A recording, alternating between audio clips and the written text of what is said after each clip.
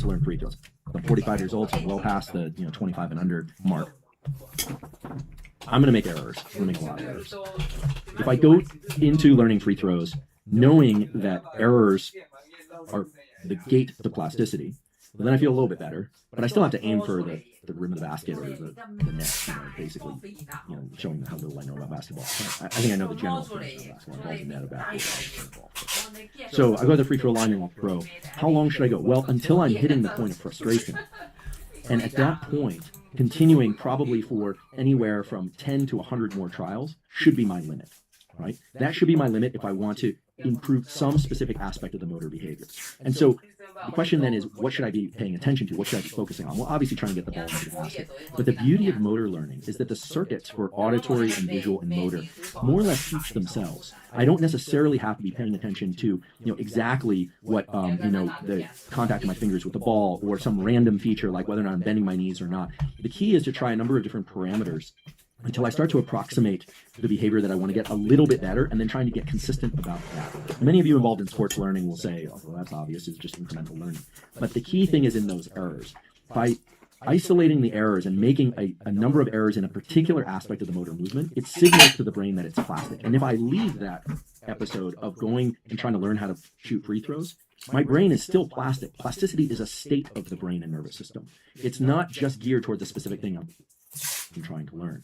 So there are two aspects to plasticity that I think we really need to highlight. One is that there's plasticity geared toward the thing that you are trying to learn specifically. And then there are states of mind and body that allow us to access plasticity.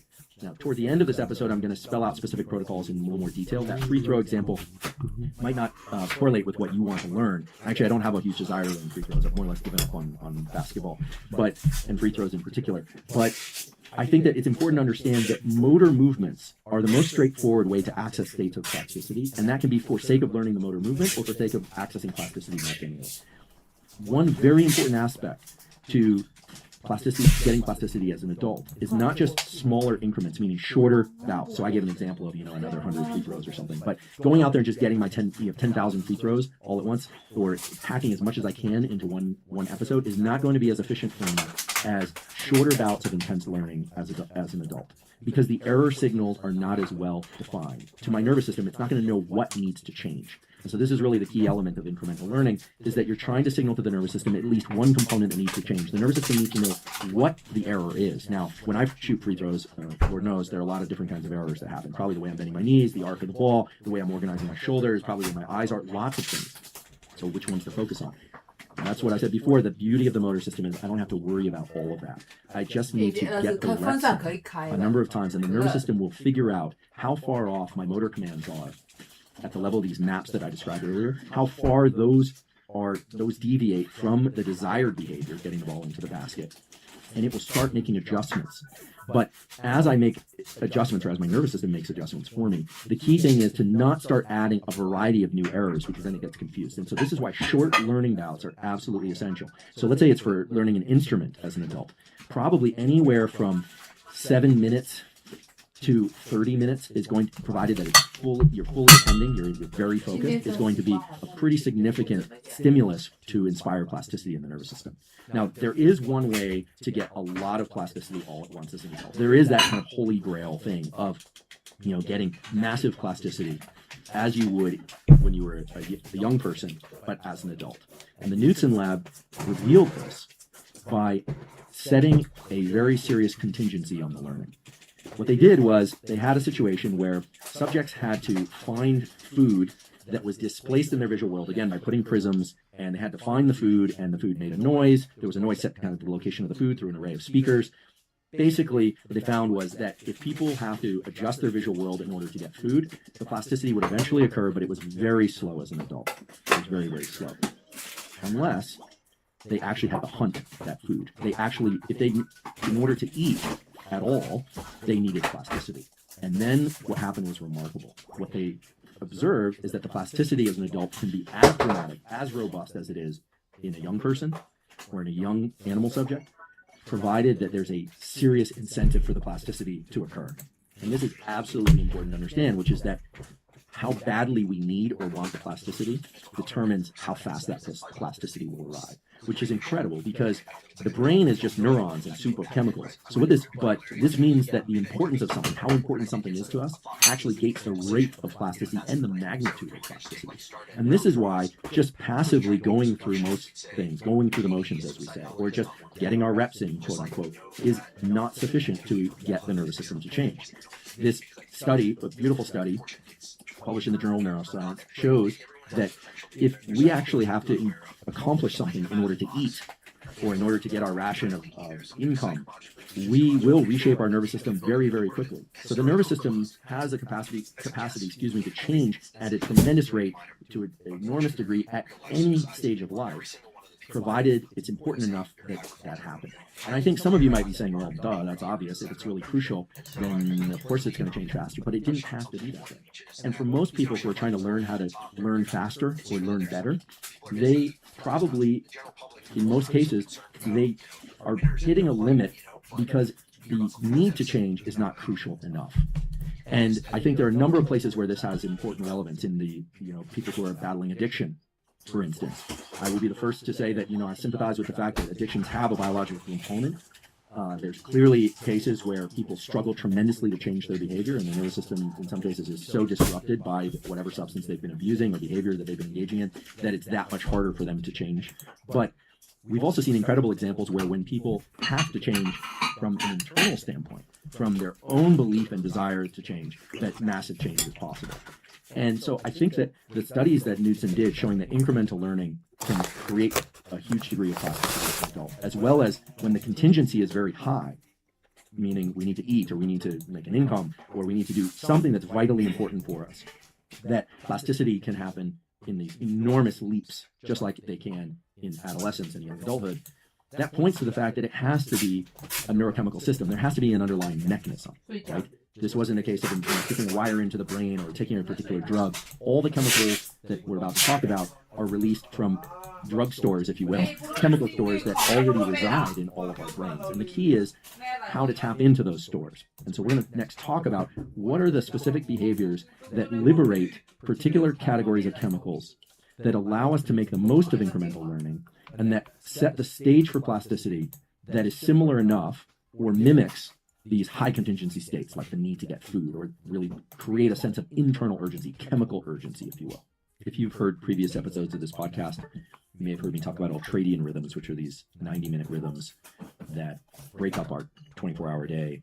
They help break up our sleep into different cycles of sleep, like REM sleep and non-REM sleep, and in waking states they help us, or I should say they break up our day in ways that allow us to learn best within 90-minute cycles, etc. So some of you might be saying, wait, you've been talking about ultradian cycles, and normally you're talking about 7-minute or 12-minute or 30-minute learning cycles. Today we're really talking about how to tap into plasticity through the completion of a task or working towards something repetitively and making errors. And so just to frame this in the context of the ultradian cycle, you might sit down, decide that you're going to learn conversational French, that you probably don't already speak French. So you're going to sit down, you're going to decide you're going to learn some nouns and some verbs. You might do some practice. The ultradian cycle says that for the first 5 to 10 minutes of doing that, your mind is going to drift and your focus will probably kick in, provided that you're restricting your visual world to just the material in front of you, something we talked about last episode, somewhere around the 10 or 15 minute mark. And then at best, you're probably going to get about an hour of deliberate kind of tunnel vision learning in there. Your mind will drift. And then toward the end of that, what is now an hour and 10 or hour and 20 minute cycle, your brain will start to flicker in and out. You might start thinking about what you need to eat or the fact that you have to use the bathroom or something. And then by the 90 minutes, it's probably time to just stop the learning bout and go do something else. Maybe return for a second learning bout later, but maybe take a nap afterwards or something to enhance the learning. But that it's going to happen within about a 90-minute block. You're going to go through that cycle of learning. But when I refer to the 7 or 12 or 30 minutes of making errors, what I mean is when you're really in a mode of repeating errors, not deliberately. You're trying your best to accomplish something and you're failing. You're absolutely failing. You're trying to remember, say, the sign language alphabet. I was trying to teach myself this recently, and then I keep repeating and then get to a certain point where I keep making errors. You want to keep making errors for this period of time that I'm saying will last anywhere for about 7 to 30 minutes. It is exceedingly frustrating, but that frustration, it liberates the chemical cues that signal that plasticity needs to happen, and they also signal the particular neurons that are active. So in the case of sign language, it might be the ones that control my hand movements, as well as me thinking about what the different letters are. it's signaling different components within the networks between the brain and body, and it's trying to figure out, wait, where are these errors coming from? Where are the errors coming from? It's those neurons. They're making the mistakes. They're making the mistakes. They're making the mistakes. And it essentially highlights that pathway for change. And it is the case that when we come back a day or two later in a learning bout after a nap or a night or two of deep rest, then what we find is that we can remember certain things and the motor pathways work. And we don't always get it perfectly, but we get a lot of it right, whereas we got it wrong before. So that 7 to 30 minute intense learning bout is within the ultradian cycle, and I want to be clear about that. And some people can tolerate many of these per day. Most people can only tolerate 1 or 2, maybe 3. This is intense work. If, shooting free throws, you could probably do it all day. But what I'm talking about is really trying to accelerate plasticity by having a period of the 7 to 30 minutes per learning bout that is specifically about making errors. And I really underscore that. And it's not about, as I mentioned before, coming up with some little hack or trick or something of that sort. It's really about trying to cue the nervous system that something needs to change, because otherwise it simply won't change.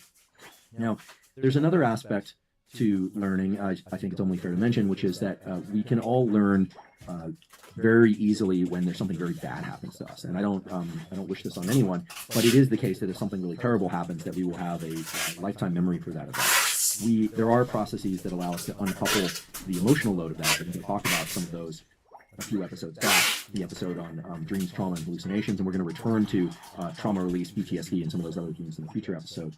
But the reason why negative experiences can be wired into us so quickly is because our nervous system's main job is to keep us safe. But at a deeper level, it's because negative experiences cue us to the fact that whatever's happening that's really bad is very different than the other things that tend to happen before. So most of our experience doesn't remap us, but those negative experiences deploy high levels of norepinephrine, high levels of acetylcholine, and really make so that whatever it is that we experience in that bad episode is essentially queued up, and so we're on the lookout for it. And this has a number of negative effects, but in terms of psychological and emotional effects, but it is really a process designed to keep us safe. The other ways in which we can learn more quickly, besides just making errors, is when something really surprises us. And if we're positively surprised by something, or we are just flooded with this molecule dopamine, then there's a great opportunity for plasticity. Dopamine is a molecule that's almost always associated with pleasure and with the accomplishment of a particular goal, but it's really also a molecule of motivation. It's a molecule that is released inside of us when we think we're on the right path. And it does have a capacity to increase neuroplasticity, motivation, etc. It's released in response to a number of natural behaviors just that help with the progression of ours and other species, things like food, sex, in some sense, social connection, although that's more serotonin, and serotonin doesn't have the same effects on plasticity, quite the same. We'll talk about a few later. But dopamine is when we think we're on the right path toward an external goal, a little bit is released, and it tends to give us more motivation toward that goal. I think everyone could stand to enhance their rate of learning by doing the following. Learn to attach dopamine in a subjective way to this process of making errors, because that's really combining two modes of plasticity in ways that together can accelerate the plasticity. So earlier I talked about making errors and having a focused bout of learning that includes making a lot of errors inside of that learning bout. That is going to be frustrating, but the frustration itself is the cue, and epinephrine will be very high under those conditions. But if you can just subjectively associate that experience with something good, and that you want to continue down that path as opposed to quitting when you hit the point of frustration, well, then you now start to create a synergy between the dopamine that's released when we subjectively think something is good or tell ourselves something is good, and that situation of making failures. In other words, making failures, failing repetitively, provided we're engaged in a very specific set of behaviors when we do it, as well as telling ourselves that those failures are good for learning and good for us, creates an outsized effect on the rate of plasticity. It accelerates plasticity. And some of you might be asking, and I get asked a lot, well, how do I get dopamine to be released? And can I just tell myself that something is good when it's bad? Well, actually, yes. Believe it or not. The thing about dopamine is it's highly subjective. What's funny to one person is not necessarily funny to the next. So it has to have some sense of authenticity for you. But if you really want to be learning the thing that you're trying to learn, that should be reason enough to tell yourself, well, I'm frustrated, but the frustration is the source of accelerated learning. Dopamine is one of these incredible molecules that both can be released according to things that are hardwired in us to release dopamine. Again, things like food, sex, warmth when we're cold, cool environments when we're too warm. It's that kind of pleasure molecule overall.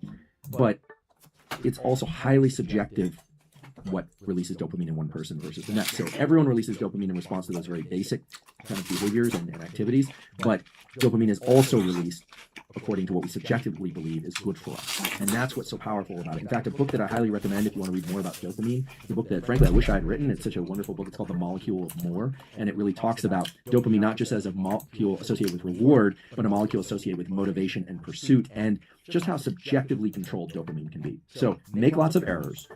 Tell yourself that those errors are important and good for your overall learning goals. So learn to attach dopamine, meaning release dopamine in your brain when you start to make errors. Keep the bouts of learning relatively short if you're an adult. Younger people can probably engage in more bouts of learning. And it's probably one of the reasons why they learn so much faster. They can just pack so much more information into the brains and nervous systems compared to adults. It's a little bit like, I'll use the example of performance-enhancing drugs. That some of those drugs probably do enhance performance at the level of increasing red blood cell count, et cetera. But a lot of what those drugs do is they allow athletes to recover faster so they can just train more. They allow them to do more work. And so being a child is a little bit like being in a performance-enhanced brain milieu. Their brains are kind of on natural, healthy neurochemicals that afford them a lot more learning should they pursue it. So this goes back to my advice for young people early on.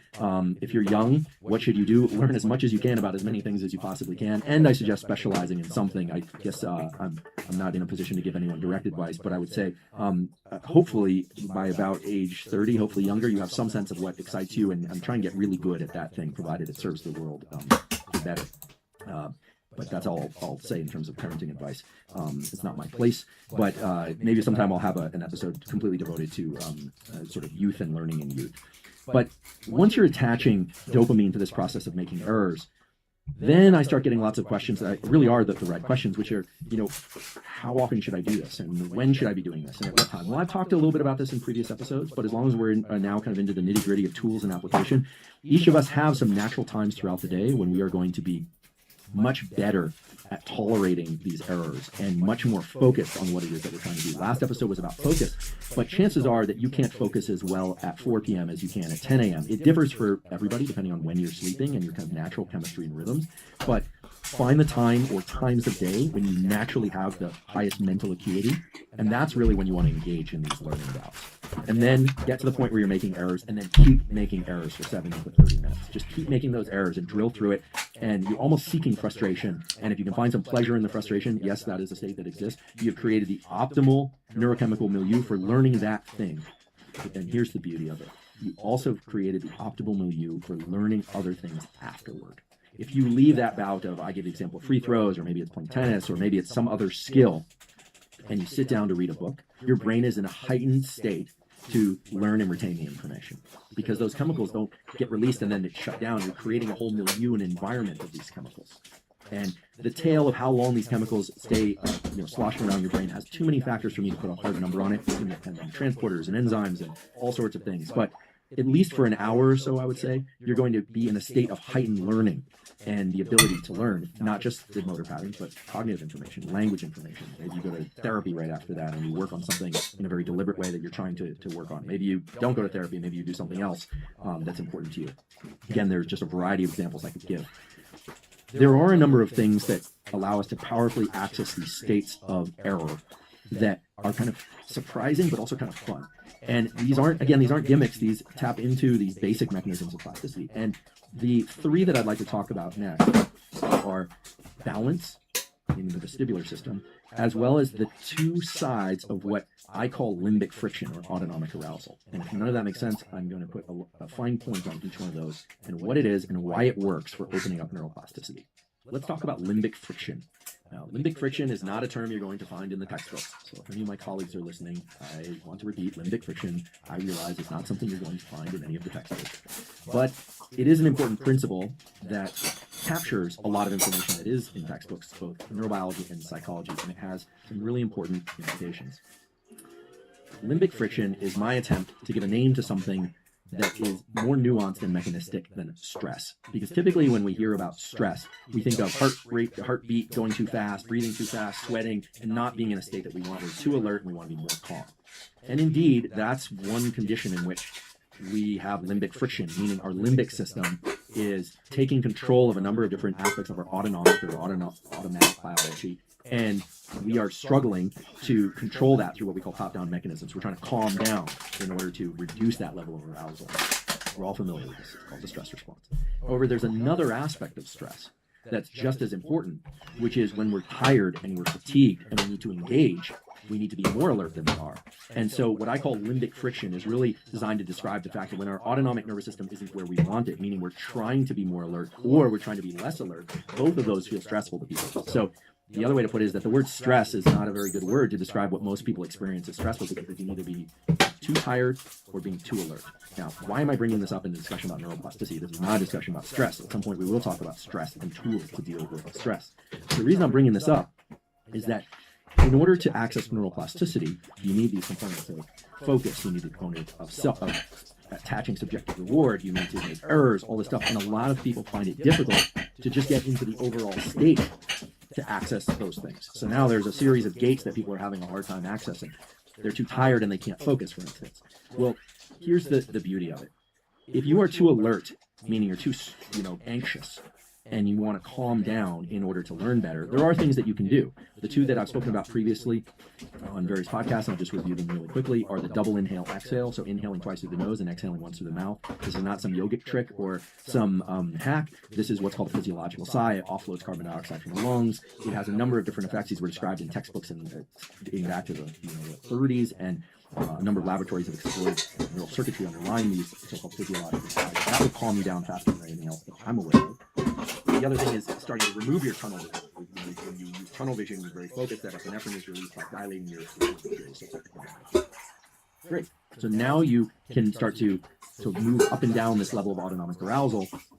The key is you want to be in a state of arousal that's ideally matched to the thing that you're trying to perform or learn. So if I'm really anxious and I can't even pick up the basketball, or I feel like I'm shaking, or my muscles are too tight, I don't have that kind of looseness. Now when I move like that, it almost makes it look like I could throw a free throw, but I miss 95% of the time. Unless the basket is very, very low and I place it indirectly, but I guess that's not a free throw, is it? In any case, the point being that you want to be in a state of alertness but calm, and so you need to have ways to calm yourself down when you're too amped up. But the other side of limbic friction is important too. If you are too tired and you can't focus, well, then it's going to be impossible to even get to the starting line for engaging in neuroplasticity through incremental learning, etc. So in that case, there are other methods that you can do to wake yourself up. The best thing you should do is get a good night's sleep, but that's not always possible, or use an NSDR, non-sleep deep rest protocol. But if you've already done those things, or you're simply exhausted for whatever other reason, then there are other things that I often get asked about, like, sure, a cup of coffee, or superoxygenation breathing, which means inhaling more than exhaling on average in a breathing bout. These are, now we're sort of getting toward the realm of like how you could trick your nervous system into waking up. And if you bring more oxygen in by making your inhales deeper and longer, you will become more alert. You'll start to actually deploy norepinephrine if you breathe very fast. So there are things that you can do to move up or down this so-called autonomic arousal arc. And what you want to ask before you undergo any learning bout is, how much limbic friction am I experiencing? Am I too alert and I want to be calmer? Or am I too calm and too sleepy and I want to be more alert? You're going to need to engage in behaviors that bring you to the starting line in order to learn.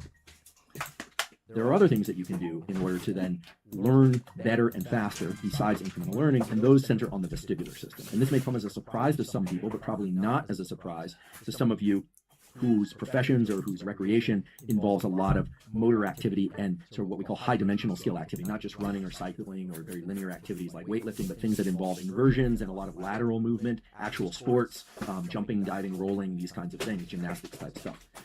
Why the vestibular system to access neuroplasticity? Well, we have a hardwired system for balance, and here's how it works in as simple terms as I can possibly come up with.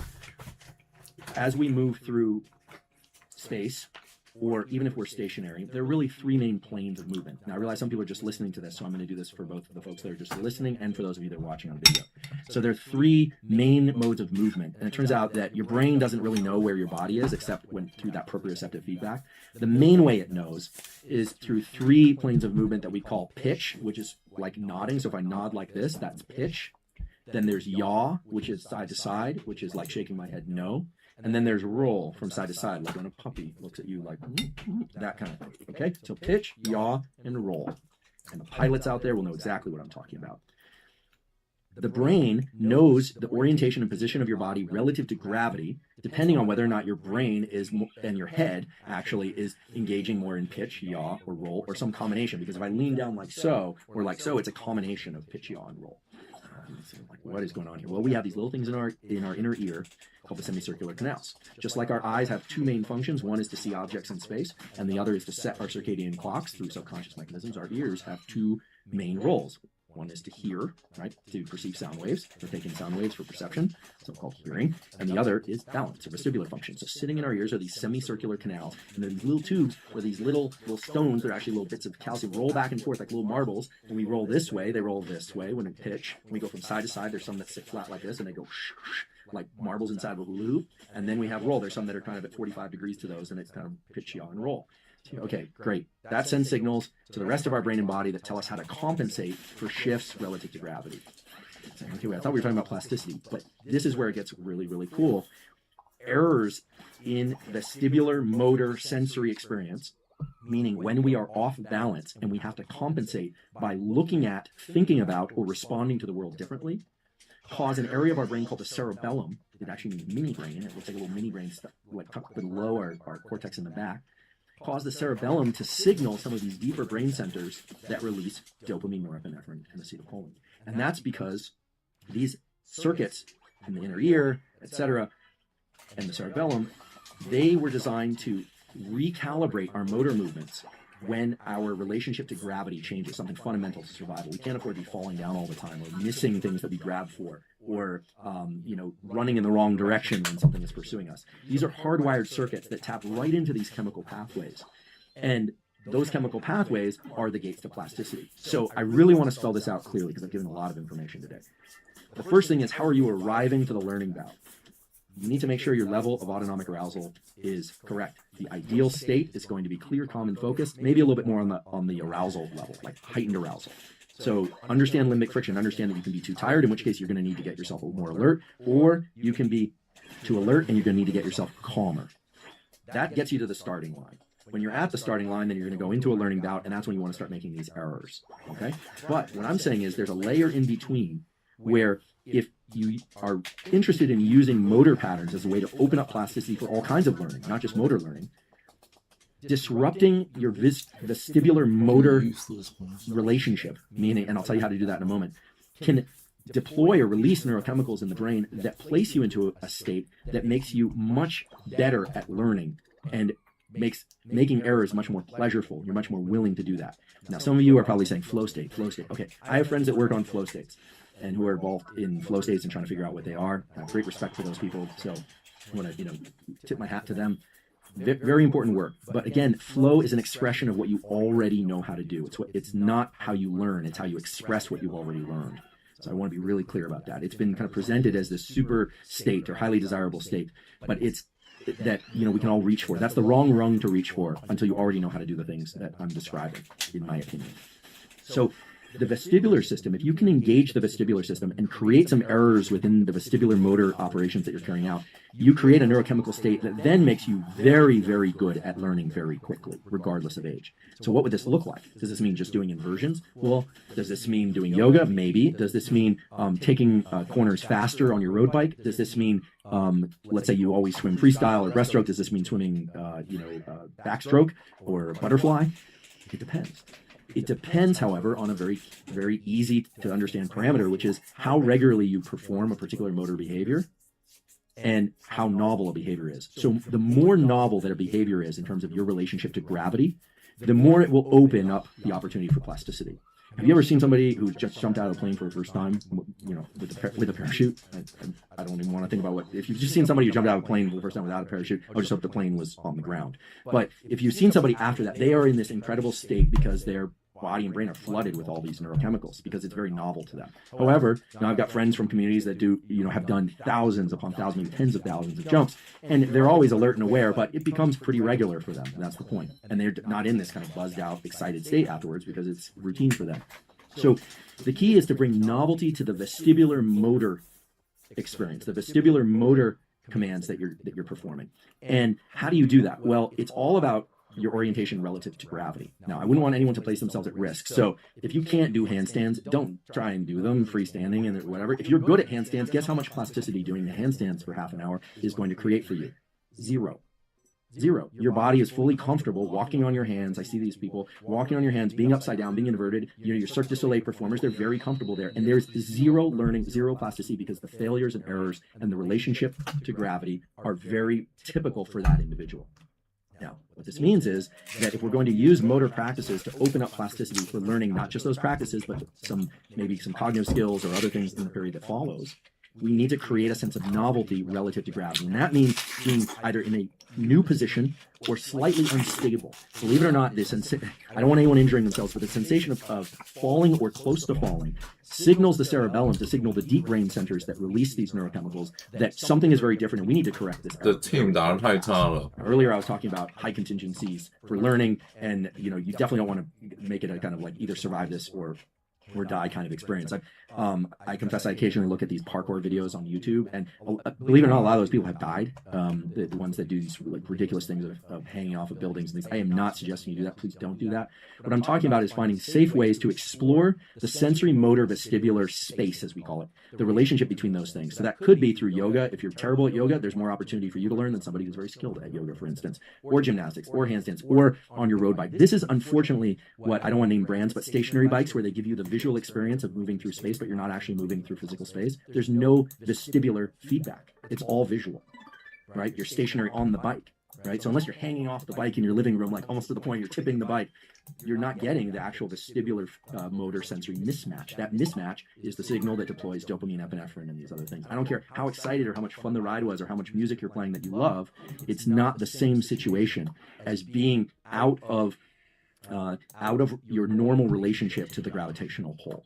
So the first gate is to arrive at learning at the appropriate level of autonomic arousal. Clear and focused is best. Don't obsess over right there. It's 他们打得很差在那个 quick mode。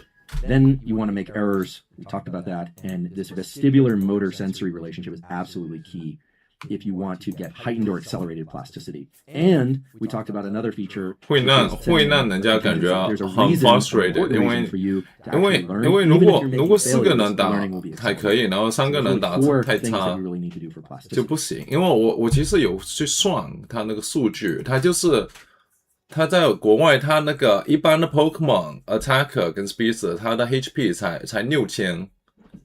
而且一个 basic attack skill move 可以得3000，所以2个人在3000那个 damage 在你就一下就死了。但是，所以有的 Pokemon 很容易死，因为它 HP 只有 5k。我现在了解，所以你3打1就不行。如果3个人同时花一个 skill move， 你就绝对会死。 但是有的他那个 Defender 的游戏，他的 HP 跟 Defense 是更高，他 HP 是 8k， 然后他 Defense 好像也是400，所以而且他 Attacker 的 Defense 很低耶，才200。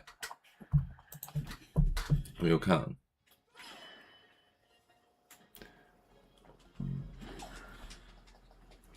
所以2打1就不容易，就反正就不行吧。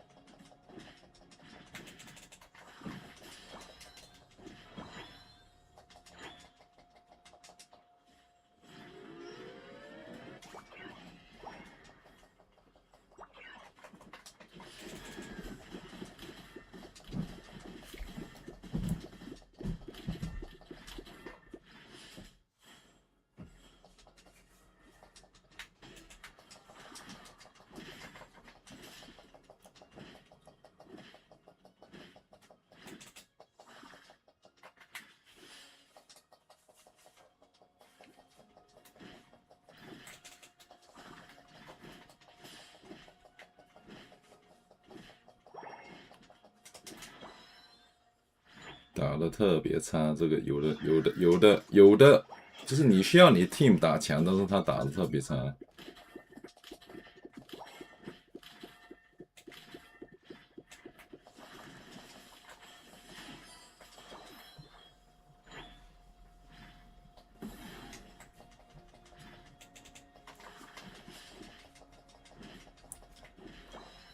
但是有的 quick match 是很简单，就是如果你的 team 很差就不行，一个人打好不足够，因为一个人死了就不行了。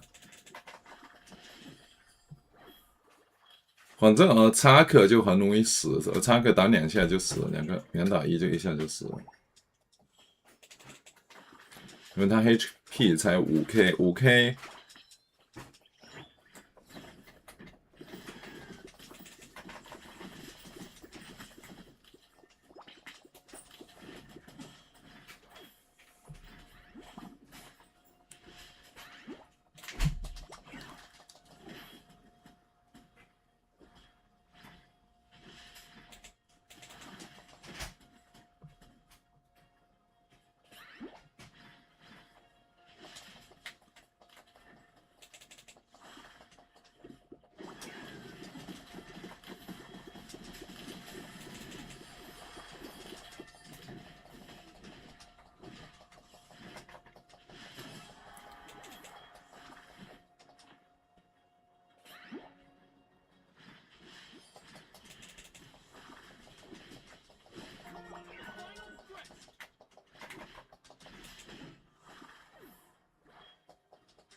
这好像都是 AI。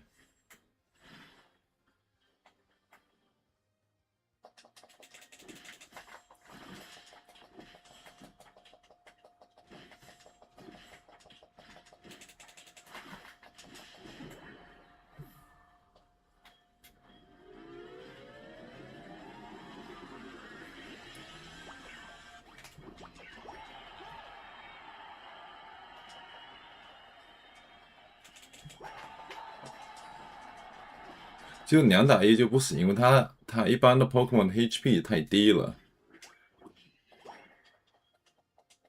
什么 1v1， 我经常投 1v1。As an adult. And I would say that these also apply to young people. And there's an interesting kind of thought experiment there as well, which is if you look at children. 没有，我说他地图上你1打1，不是他整个 map 只有1打1。My sports were always things where I tended to get hurt a lot, fall a lot. So there's skateboarding for me when I was younger, so a lot of falling and rolling and various things of that sort. But whatever sport the kids are playing, or even if they don't play a sport, they tend to move in a lot of different relationships to gravity, more dimensionality to their movements, I should say, than adults. And one of the questions that's always been in the back of my mind is, as we age, we get less good at engaging in neuroplasticity. Part of that is because as the brain ages, there are certain changes to the way that neurons are structured, the molecular components, etc. But it's kind of a self-amplifying, or I should say, a self-degenerating cycle where as we get older, we tend to get more linear and more regular about specific kinds of movements. So we get on the treadmill, or we take the walk, or we just always go up the same stairs, etc. And there's less opportunity typically for engaging these relationships to the gravitational pull through the vestibular motor sensory convergence that we talked about a moment ago. And so you sort of have to wonder whether or not the lack of plasticity or the reduced plasticity in older individuals, which includes me, would reflect the fact that those chemicals aren't being deployed because we're not engaging in certain behaviors, as opposed to you can't engage in the behaviors because the chemicals aren't being deployed. Now, I have a feeling it's both. These have a reciprocal relationship. And I certainly, again, I don't think it would be wise for anyone who doesn't have the muscle stabilizing skills or the bone density, et cetera, to start doing inversions and things of that sort. But it's interesting to think about the sorts of exercise that we engage in. We all know that getting the heart rate elevated 3 to 5 times a week is good for us. For health. I think there's a ton of data to support that. Now, some load-bearing exercise is important for increasing bone density and maintaining muscular strength and proprioceptive feedback, because I'm sure many of you know this, but resistance exercise actually trains the nerve to muscle connections as much as it does the muscles 那个 themselves. 肉包给你，等一下吃。你几点出去？ But 不知道。 I think most of us could stand to increase the degree to which we engage this. 你肉包 system 带两个人 ways. 看看它 And 可 that 以 can be 弄 done 到 quite safely through a number of different mechanisms. I'm not a surfer, but people who do that sort of thing are very familiar with orienting their body differently according to the gravitational pull. They're lying down, then they're standing up, then they're turning, they're leaning their head. So again, it's this 这个 pitchy 我 on 做了 roll 肉 thing. 包在这。 And again, if you're very skilled at surfing, you're actually not going to open up plasticity just by surfing. It's in the learning of these new relationships to gravity that the windows for plasticity are enhanced. So I want to make sure that I underscore the fact that this vestibular thing that I've been describing is a way to really accentuate plasticity. It's tapping into an inborn biological mechanism where the cerebellum has outputs to these deep brain nuclei associated with dopamine, acetylcholine, and norepinephrine. You don't want to endanger yourself in the course of pursuing these activities, but it is a powerful mechanism. That's kind of an amplifier on plasticity, as is high contingency. If you really need to learn conversational French to save your relationship, chances are you're going to learn it. There are limits, of course, to the extent to which one can accentuate or accelerate plasticity. The ceiling on this is not infinite. Although we don't know how high it goes, I think it's reasonable to say that if someone put a gun to my head and said, learn conversational French in the next 120 seconds, that conversational French would be limited probably to just one word, probably the word weep or something like that.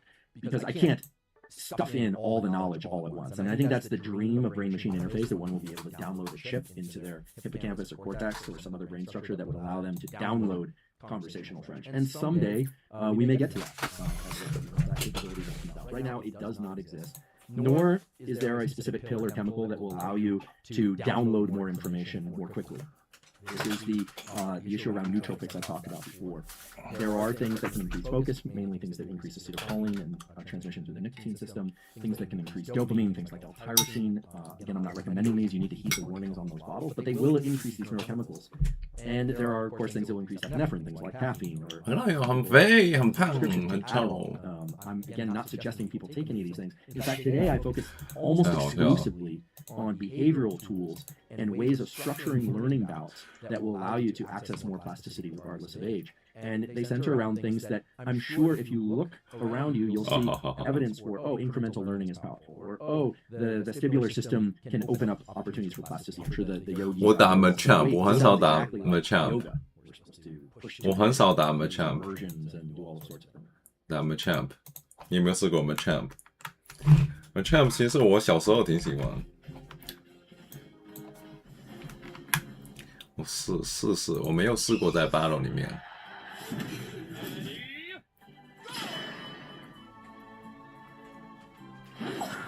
那个能在中间好像没打，对，好像没打。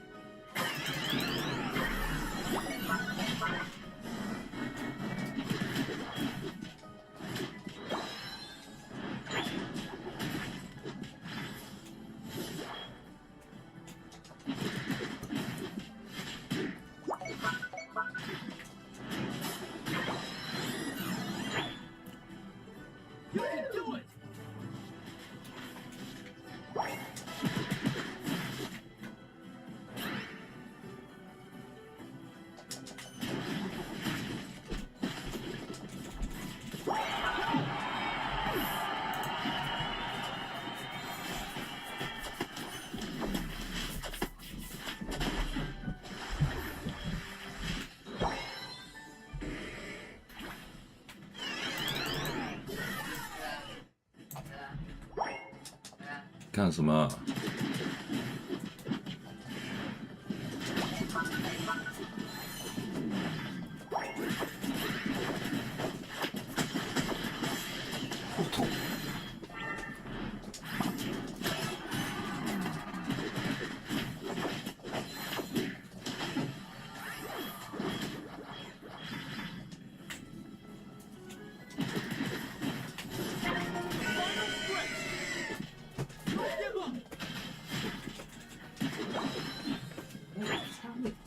没有把它带出来。